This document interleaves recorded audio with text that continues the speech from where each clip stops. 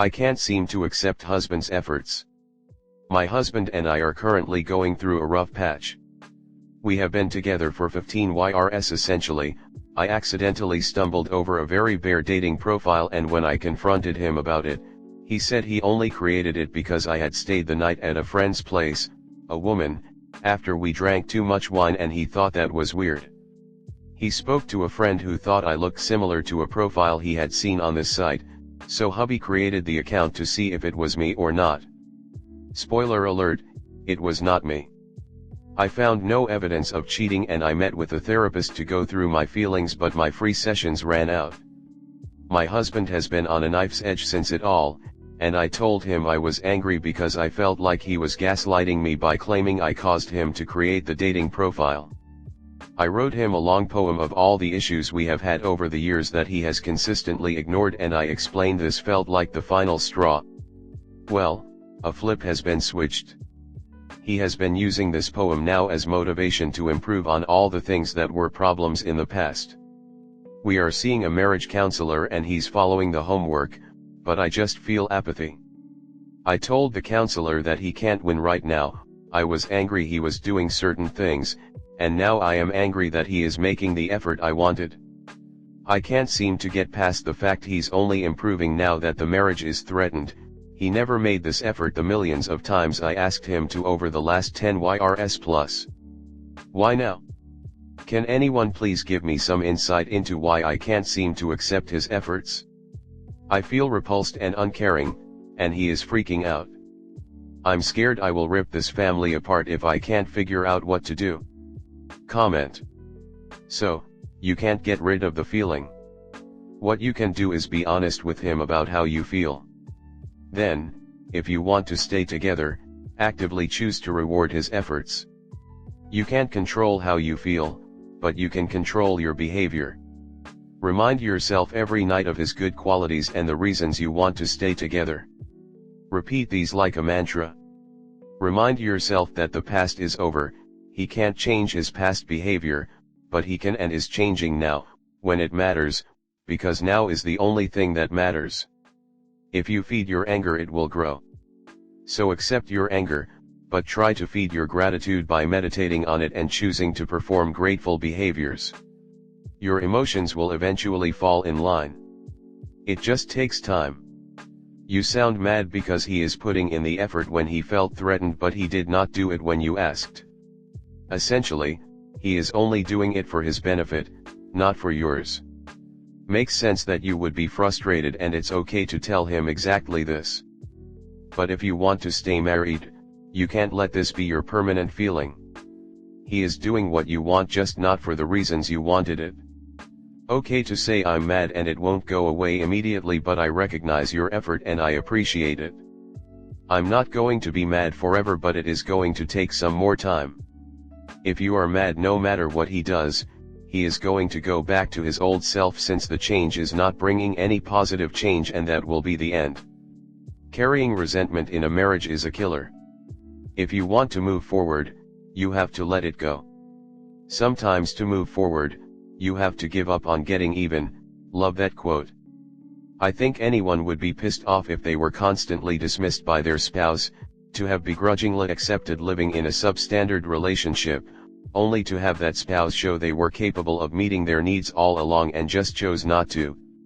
There's an expression called tolerable level of permanent unhappiness, which if you Google will pull up a bunch of Reddit stories from women in similar situations. And why now? Because infidelity is a big enough fuck up for you to leave him over. Although for you, it's the last straw. You've built up 10+ years of resentment, that's not going to go away overnight. All you can do is be honest about your anger and keep working on it in counseling. In time and with continued effort, he'll earn your faith in him again. Next story 2. How do I break up with my boyfriend? So I have been with my boyfriend for over a year. This is my first relationship that's lasted longer than a couple of months, so I've never had to do a big breakup like this. I know it's going to hurt him a lot, but I've decided it's what I have to do. He's sweet, handsome, hardworking, and extremely loving. We fell in love fast and hard, but it's been fading for me for a while now. He would never cheat on me, lie to me, or purposely hurt my feelings. But when he's not working, all he wants to do is watch TV, and play video games. I understand he works extremely hard and is exhausted, but I go to college full-time and work 4 days a week, and I still have energy to do things other than lie around my apartment. He manages a store and makes $50,000, which is great for 21, but has shown no intention of finishing school.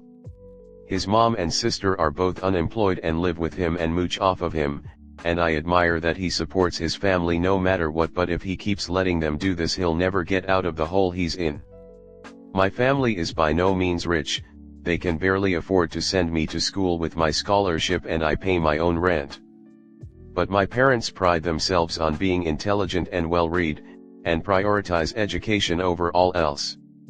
My BF claims he has nothing to talk about with them and says that by asking him to not smoke weed or curse around my parents, I'm asking him to change himself. I smoke and curse, but I don't around my parents. It's basic respect. I have never judged him for his upbringing because none of it is his fault. He's a victim of circumstance, and I just want to go back and give his younger self a hug. I went through shit, but nothing like he did. But he's often crass, angers easily, never toward me but still, has some backwards views, and has a history of violence, which I hate. Our differences were easy to ignore when we were in the honeymoon phase, especially since he is so sweet and loving and basically worships the ground I walk on. But this is my last year of college and I need to focus on saving money, graduating, and finding my career. I know that when he comes over, all we're gonna do is lay around and smoke, because every time I suggest something else he's too tired. Every time he comes over, I find myself wishing I had the night to myself to read, play guitar, do schoolwork, go on a walk, etc. It's horrible to say, but it feels like a chore to hang out with him at this point.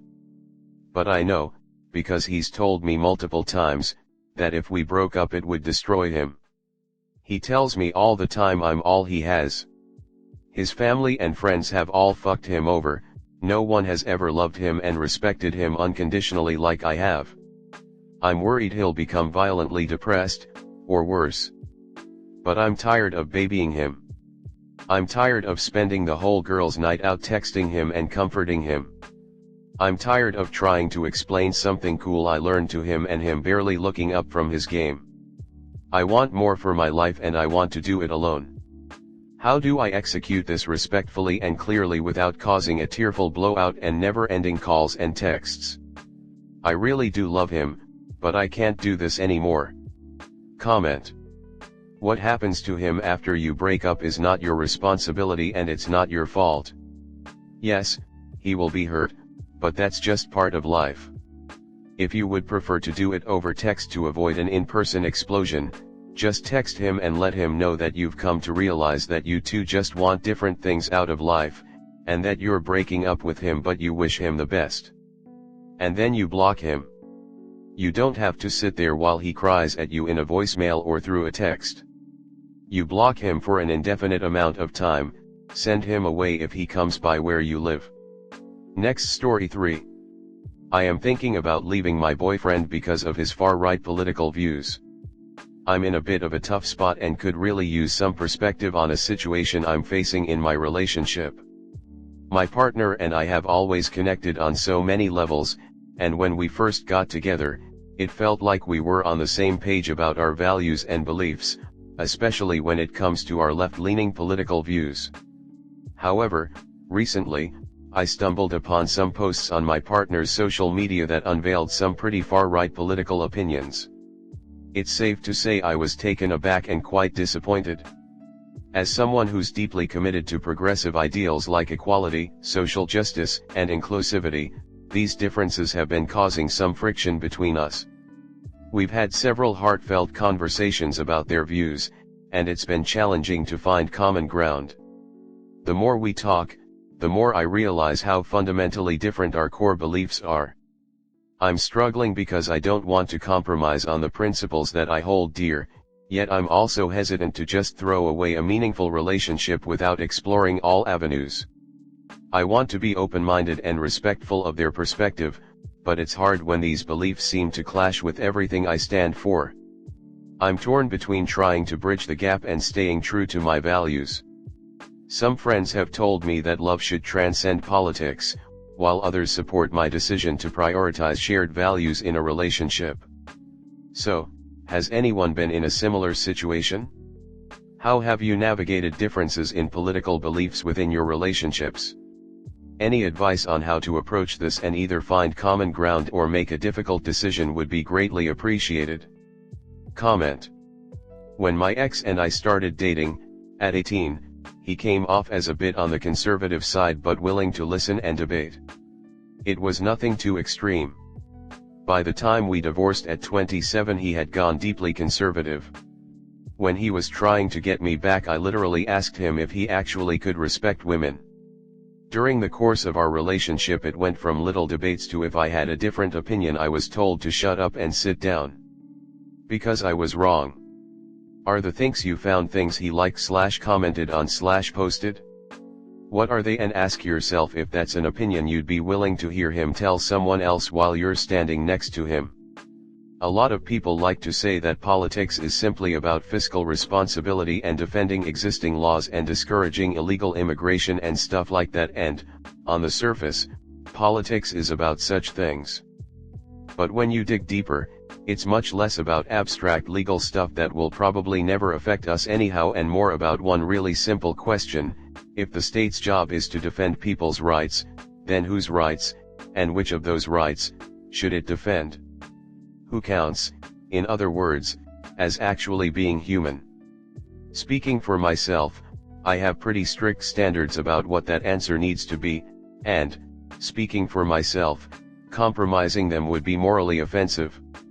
My wife was far left and I was far right when we met in college.